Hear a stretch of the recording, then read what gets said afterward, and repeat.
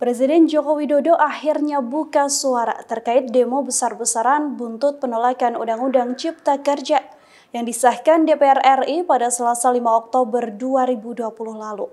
Jokowi mengungkapkan penolakan atas Undang-Undang Cipta Kerja dilatar belakangi disinformasi dan juga hoaks. Ia kemudian membeberkan sejumlah disinformasi dan juga hoaks soal Undang-Undang Cipta Kerja yang belakangan terus menuai polemik. Dikutip dari Kompas.com dalam konferensi virtual dari Istana Kepresidenan Bogor, Jokowi menegaskan hoaks terjadi terkait Undang-Undang Cipta Kerja memperkeruh keadaan hingga menimbulkan misinformasi.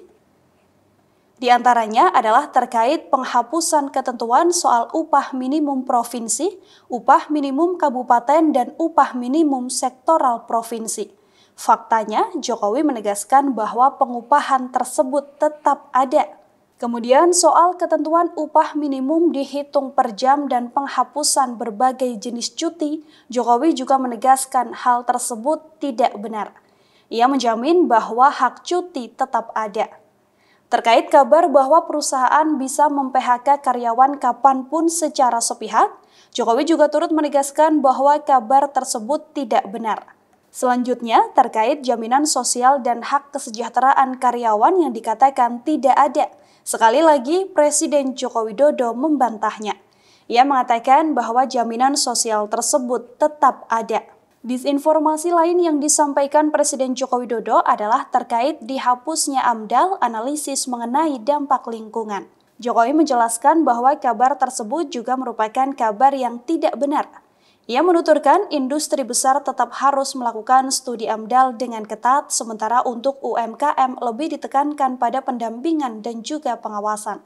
Selanjutnya terkait berita tentang Undang-Undang Cipta Kerja mendorong komersialisasi pendidikan, Jokowi sekali lagi mengatakan bahwa kabar tersebut tidak benar. Ia mengatakan dalam Undang-Undang Cipta Kerja yang diatur hanya pendidikan formal di kawasan ekonomi khusus. Presiden Joko Widodo menjelaskan perizinan pendidikan tidak diatur dalam Undang-Undang Cipta Kerja ini, apalagi perizinan untuk di pondok pesantren. Aturan yang berlaku selama ini juga tetap berlaku seperti semula. Informasi selanjutnya adalah terkait keberadaan bank tanah. Jokowi mengatakan bahwa bank tanah diperlukan untuk menjamin kepentingan umum, kepentingan sosial, kepentingan pembangunan nasional, pemerataan ekonomi dan konsolidasi lahan, serta reforma agraria. Sekali lagi meluruskan hoaks yang beredar, Jokowi menegaskan bahwa Undang-Undang Cipta Kerja tidak melakukan resentralisasi kewenangan dari pemerintah daerah ke pemerintah pusat. Ia menjabarkan dalam kewenangan ini perizinan berusaha dan pengawasannya tetap dilakukan oleh pemerintah daerah, sesuai dengan NSPK, norma, standar, prosedur, dan kriteria yang ditetapkan pemerintah pusat. Hal ini dilakukan agar dapat tercipta standar pelayanan yang baik di seluruh daerah. Kemudian penetapan NSPK ini akan diatur dalam PP atau peraturan pemerintah. Selain itu, kewenangan perizinan untuk non-perizinan berusaha tetap ada di Pemda sehingga tidak ada perubahan. Meski telah menjabarkan poin-poin hoaks yang menimbulkan disinformasi, Jokowi diketahui tidak menjelaskan secara rinci mengenai perbandingan antara ketentuan dalam Undang-Undang Nomor 13 Tahun 2003 tentang Ketenagakerjaan dan juga Undang-Undang Cipta Kerja. Dapat dihilangkan. Namun, saya melihat adanya unjuk rasa penolakan Undang-Undang Cipta Kerja yang pada dasarnya dilatar belakangi oleh disinformasi mengenai substansi dari undang-undang ini dan hoaks di media sosial. Saya ambil contoh, ada informasi yang menyebut tentang penghapusan UMP, upah minimum provinsi, UMK, upah minimum kota kabupaten, UMSP, upah minimum sektoral provinsi. Hal ini tidak benar, karena faktanya upah minimum regional, UMR, tetap ada. Ada juga yang menyebutkan bahwa upah minimum dihitung per jam. Ini juga tidak benar. Tidak ada perubahan dengan sistem yang sekarang. Upah bisa dihitung berdasarkan waktu dan berdasarkan hasil. Kemudian adanya kabar yang menyebutkan bahwa semua cuti cuti sakit, cuti kawinan, cuti khitanan, cuti baptis, cuti kematian, cuti melahirkan, dihapuskan. Dan tidak ada kompensasinya. Saya tegaskan juga ini tidak benar.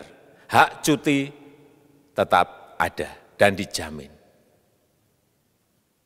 Kemudian apakah perusahaan bisa mem-PHK kapanpun secara sepihak? Ini juga tidak benar.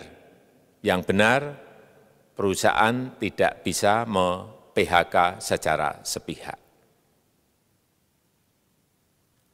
Kemudian juga pertanyaan mengenai benarkah jaminan sosial dan kesejahteraan lainnya hilang.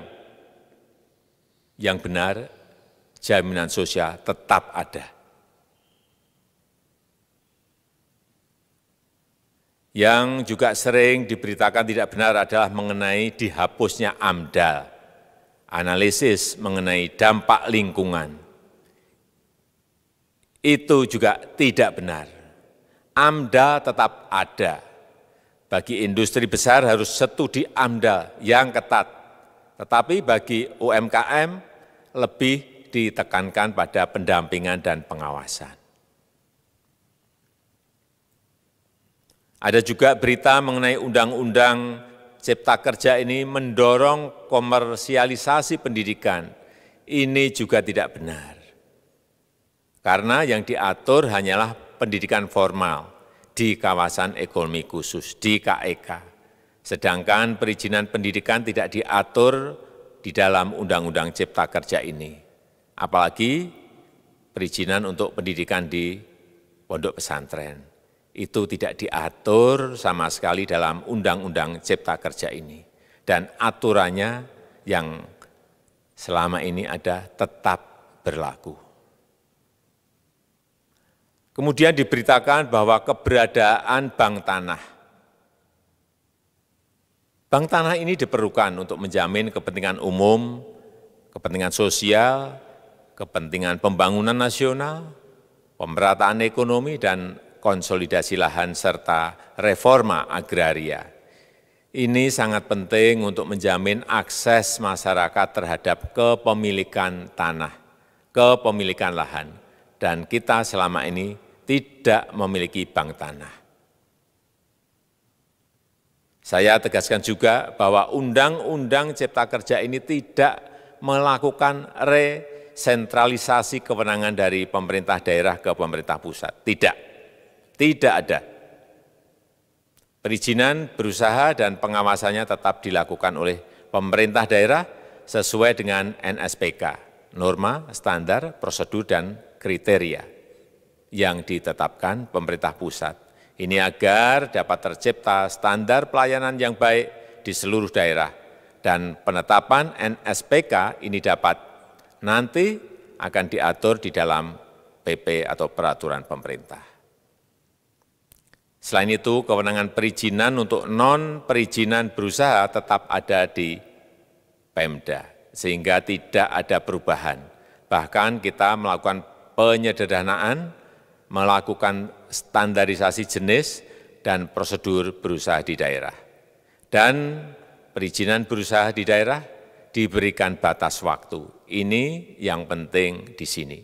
Jadi ada service level of agreement. Permohonan perizinan dianggap disetujui bila batas waktu telah terlewati. Demikian Tribunnews Update kali ini, nantikan informasi terbaru lainnya hanya di tribunnews.com. Terima kasih sudah nonton, jangan lupa like, subscribe, dan share ya.